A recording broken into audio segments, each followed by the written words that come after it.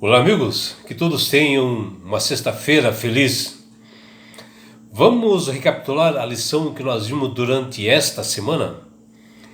E hoje, 9 de setembro, a lição 11 é um estudo adicional da lição que ela tem como título Esperando no Crisol.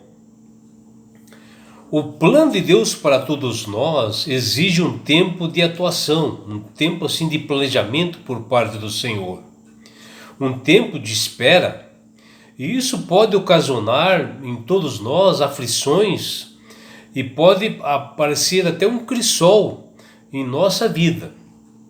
Isso pode ser um aprendizado, para todos nós, para nós sermos pacientes.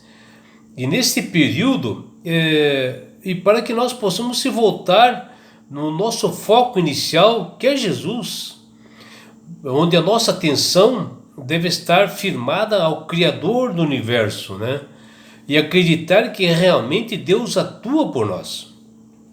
Existem muitos motivos e razões para nós esperarmos no Senhor, mas todos têm a ver com o cumprimento dos planos de Deus para todos nós e o seu reino. E se nós nos adiantarmos assim aos planos de Deus, se antecipar, podemos perder muito, mas ganharemos confiança no Senhor, com gratidão, quando nós esperamos o Senhor, porque Deus pesa e mede cada provação.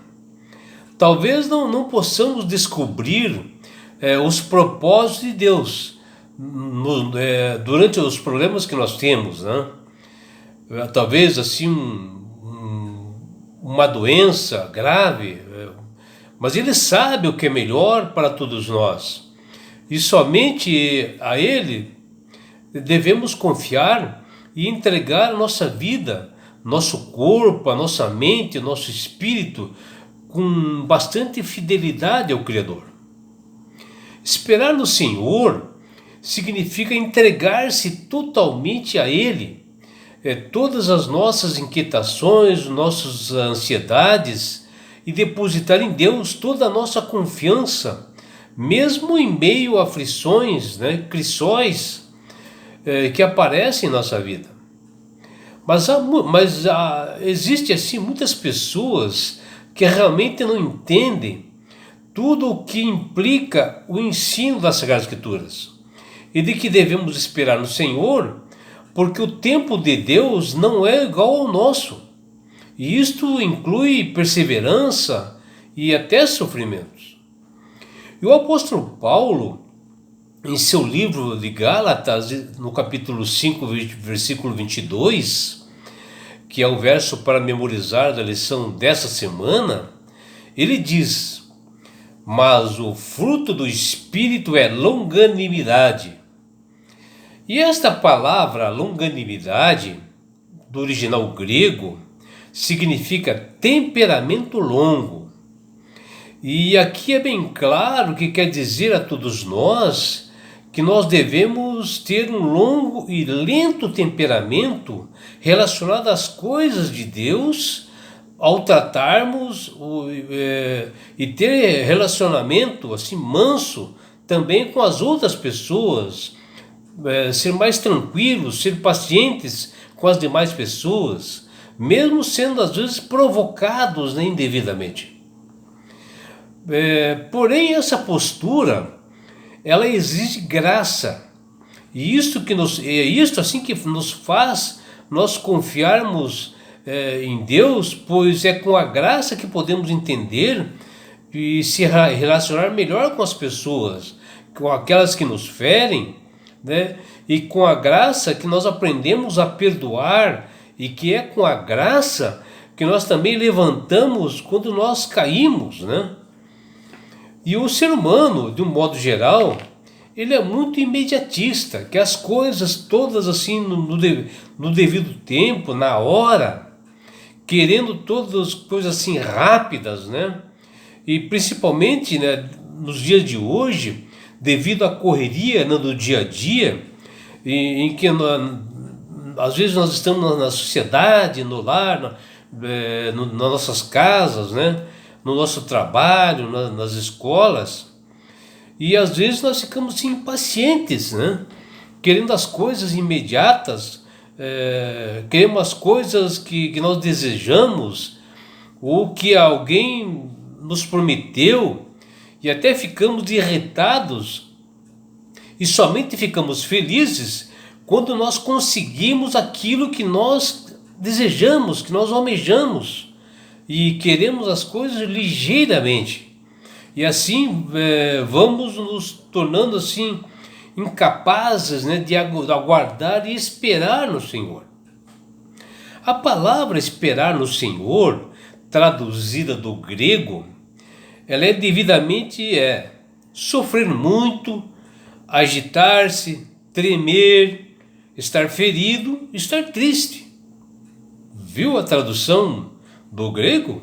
E é devido a tudo isto que nós aprendemos a ter paciência.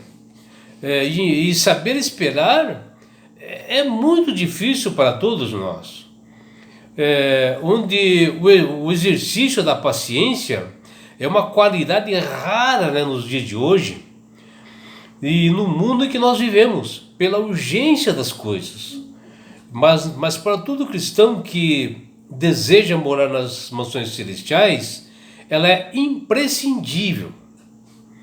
E é nos momentos de maior tensão que nós somos testados nessa qualidade, né, de nós sermos pacientes, porque é uma qualidade, né, do fruto do Espírito Santo que Deus implanta naquelas pessoas que pedem realmente essa ajuda, esse poder para Deus.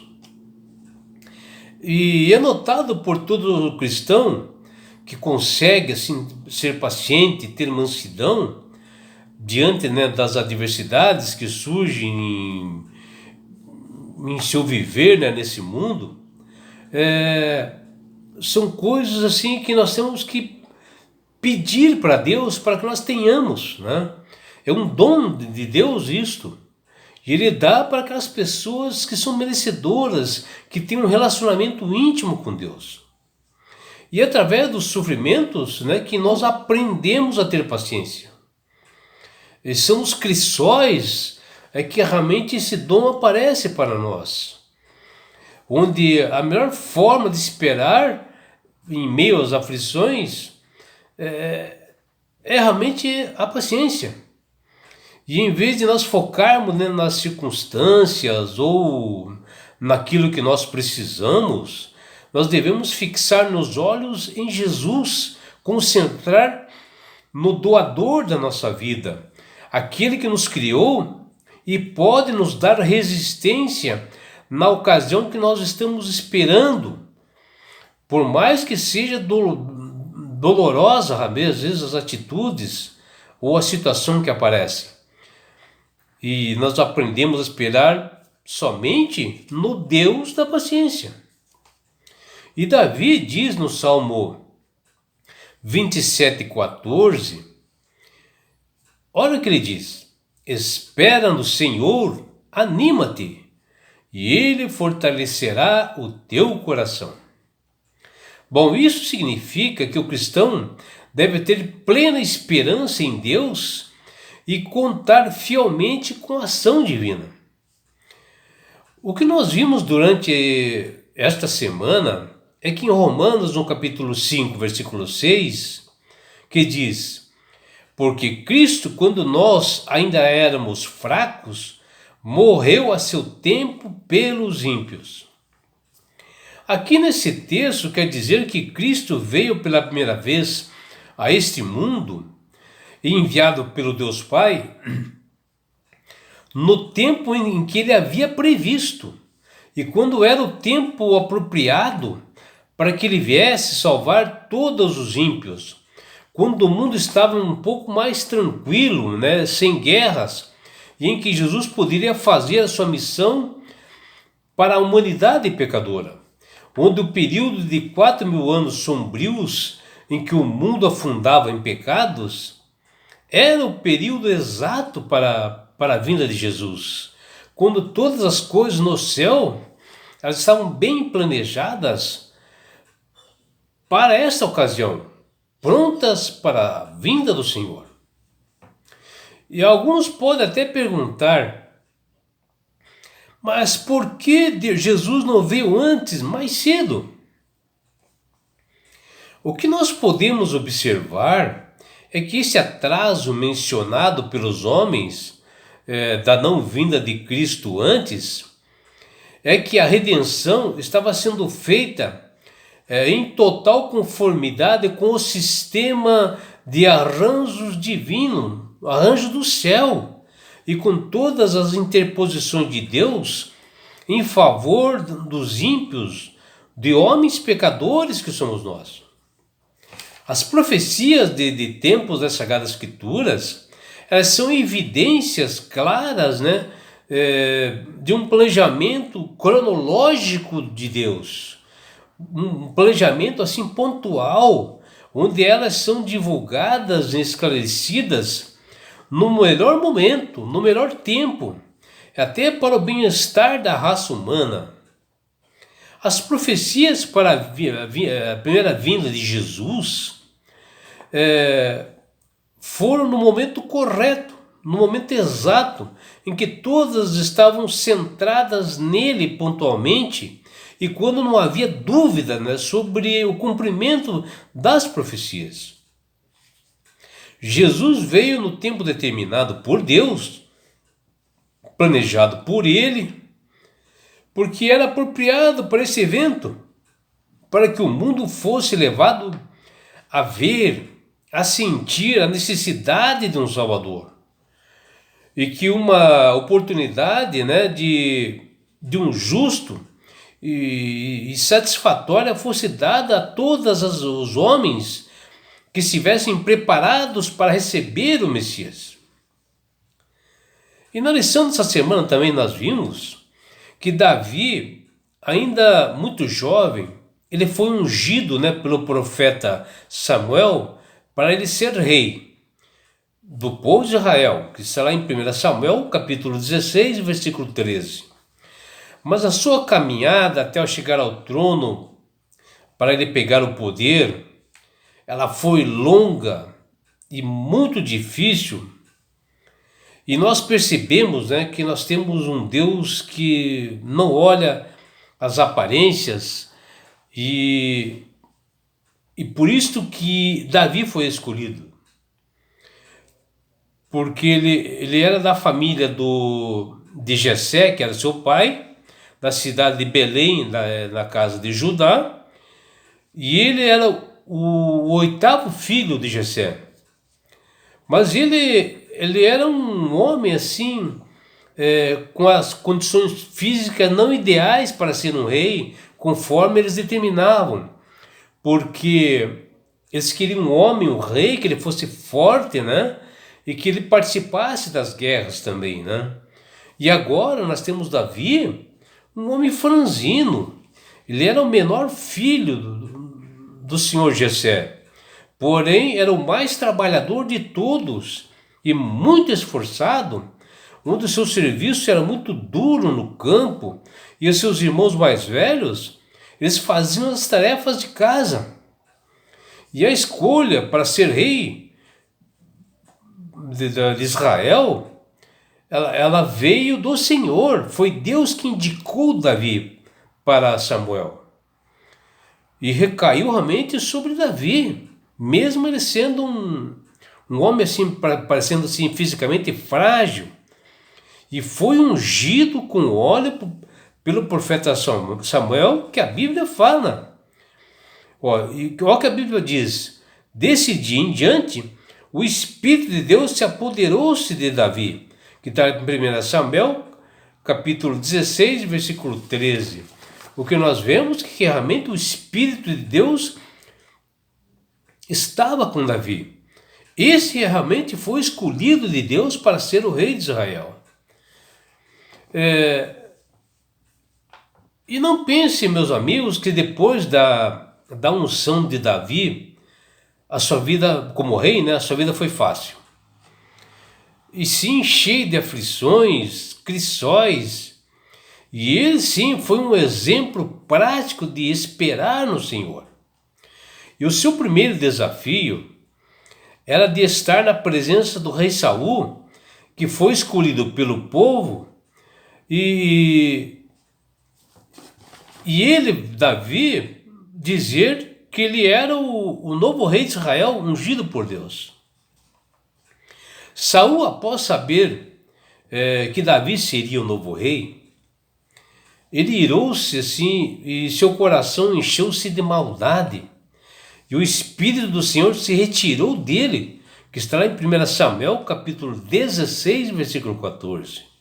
E isto começou a atormentar a sua vida, e até percebido pelos seus servos, né? Os servos de Saul viram que realmente o seu semblante estava modificado, numa ira assim tomada de raiva contra Davi. E Saul ainda se achava rei. E ele mandou chamar um homem que soubesse tocar a harpa, né, para acalmar o seu espírito maligno que ele se encontrava com ele. E os seus servos trouxeram, sabe quem? Davi. E a cada música, né, que Davi tocava, Saul ia se acalmando e sentia-se aliviado daquelas tensões, daquele espírito maligno que estava nele. E Davi, pelo direito ao trono, ele poderia até apressar, né, a posse e até querer tomar o trono de Saul. Mas a sua atitude foi bem ao contrário, bem diferente. Com bastante humildade, ele soube esperar em Deus o seu momento, onde até o rei Saul o perseguiu o tempo todo, querendo tirar a sua vida, levando a enormes aflições. E Davi nunca reagiu, até lançou mão dos seus direitos de rei, onde a sua atitude com mansidão sempre foi peculiar na vida de Davi. E ele esperou acontecer as coisas conforme o tempo do Senhor. E olha, Davi poderia perfeitamente tomar outra atitude.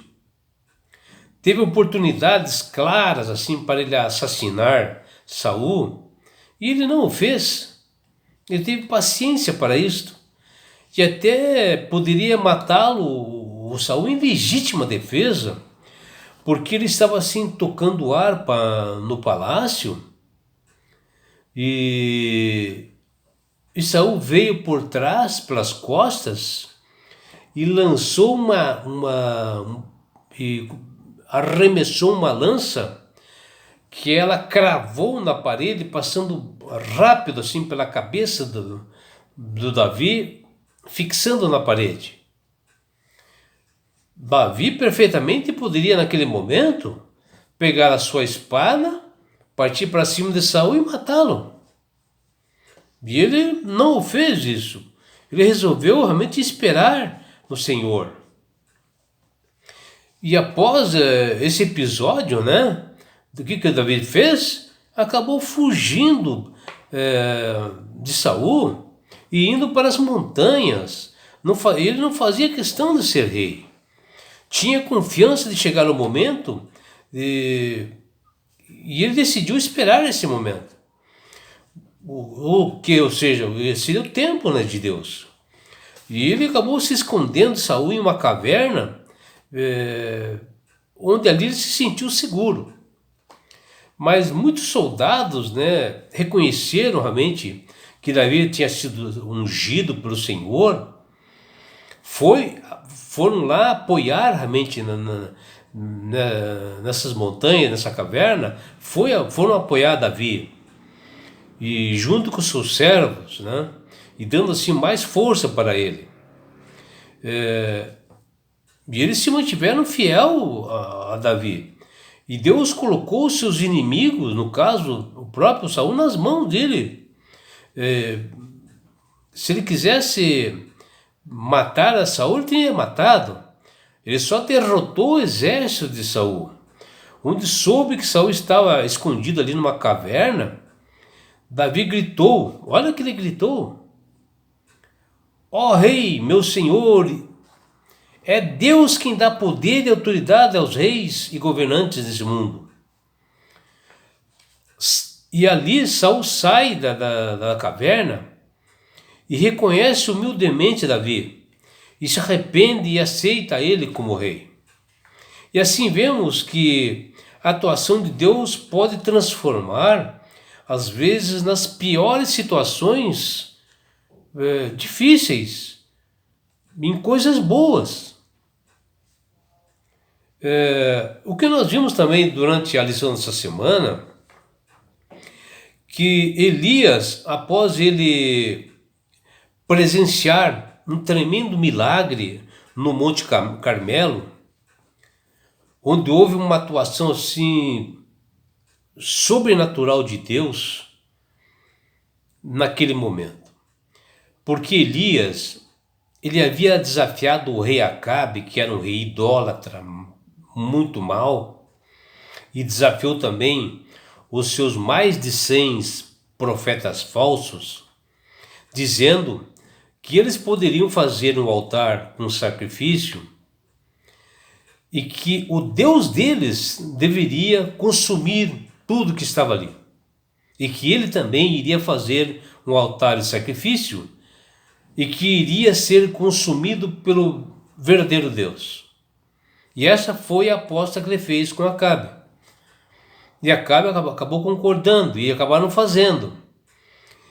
E ali ficaram os 100 profetas do Acabe, os falsos profetas, implorando para o Deus deles para que consumisse, e até o Elias, ele deu até mais tempo para isto, né?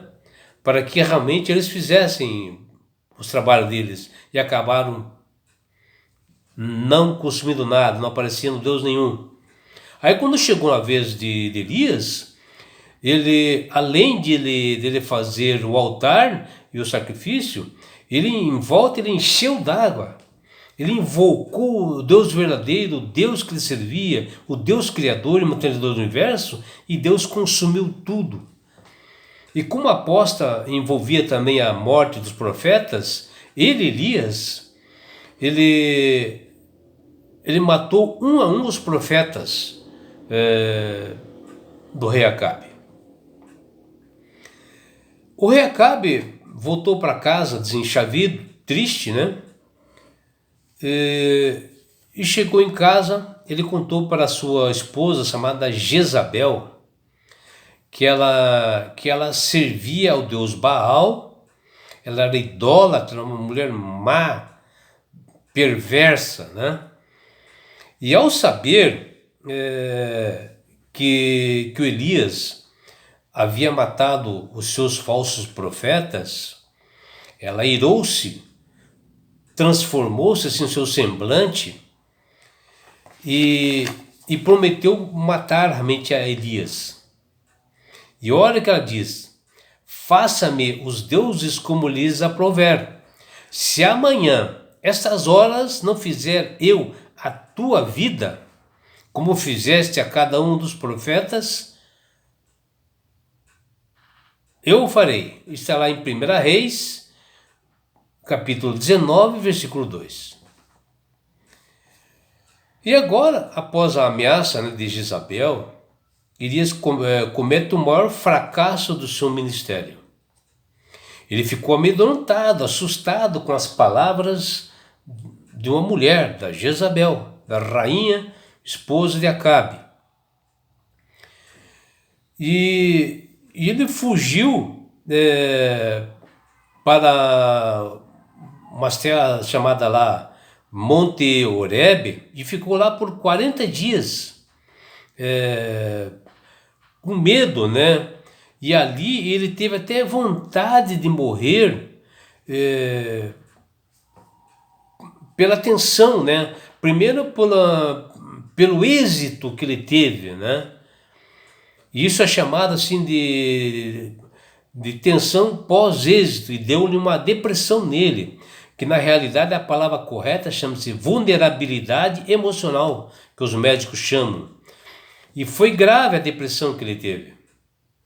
E ao estar na caverna, nesse monte, Deus aparece a Elias e pergunta: Elias, o que você está fazendo nessa caverna? Bom, Elias tentou explicar o que havia ocorrido e Deus dá uma ordem para ele. E diz: Elias, pode sair dessa caverna, se ponte em pé. Eu tenho uma missão a você. Está lá em 1 Reis, no capítulo 19, versículo 11. E ainda diz: e essa missão não é nesse lugar. Elias fez muitos esforços assim por conta própria, né? Sem consultar a Deus, sem ter uma comunhão que ele tinha com Deus antes, e acabou se precipitando nas decisões e que deram tudo errado, né? Sem raciocinar, sem uma orientação divina. E isso é um bom exemplo, né, para todos nós, para nós não fazermos esforços e resolver a nossa vida, o nosso modo, da nossa forma, e jamais se precipitar e sempre consultar a Deus pedindo orientação. E o que nós observamos nessa semana também, que Davi fala algo importante para todos os cristãos, que está no Salmo 37, versículo 4. Agrada no Senhor e Ele satisfará o desejo do seu coração. Por isso, meu amigo, minha amiga, o Espírito Santo, ele tem falado no seu coração, no meu, de todas as pessoas, todos os dias, para que aceitem Jesus como Salvador e Senhor. Ele quer tirar a mente desse mundo mal, de decisões precipitadas que você tem tomado na sua vida. E Ele quer te dar a mente e te fazer uma nova criatura para que você tenha paz na sua vida. Ele quer te dar esse presente que chama-se salvação e quer te levar-te para as mansões celestiais. E sabe por quê, meu amigo, minha amiga? Porque Jesus te ama. Abraços do seu amigo João Carlos Amorim.